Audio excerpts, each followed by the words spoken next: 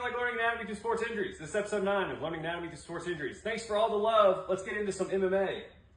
Dylan Reischman, September 2nd, 2023. Warning on this one. This is the worst femur fracture in the history of the MMA, possibly of all sports, okay?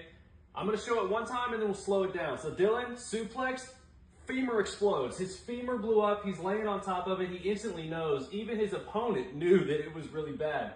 So let's slow it down. Dylan gets picked up, foot is planted, knee is coming inward, and he's externally rotated. Normally that's an ACL, but as he goes down, his femur snaps in half and his foot rebounds off the floor almost. So he lands on it. You can kind of see a little bit of tenting here with the bone. He's on top of his leg. That's his knee right there. It was spared. It doesn't come out of the skin, so it's not technically a compound fracture, but that's not good. That's not good for Dylan. So what is important here? We've talked about it before with the femoral injuries. The femoral artery is very important because you could lose blood loss to this limb and you could end up losing the limb.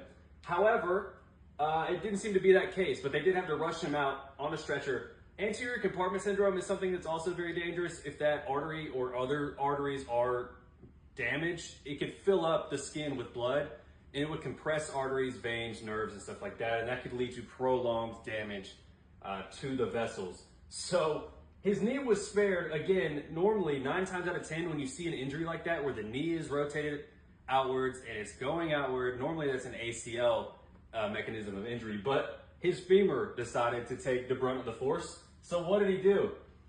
Well, he rehabs for a year and a half. He had surgery and had a rod and some screws surgically implanted into his femur. He rehabbed for a year and a half, and he actually did come back and recently won his first MMA event in 2025, February 22nd of 2025.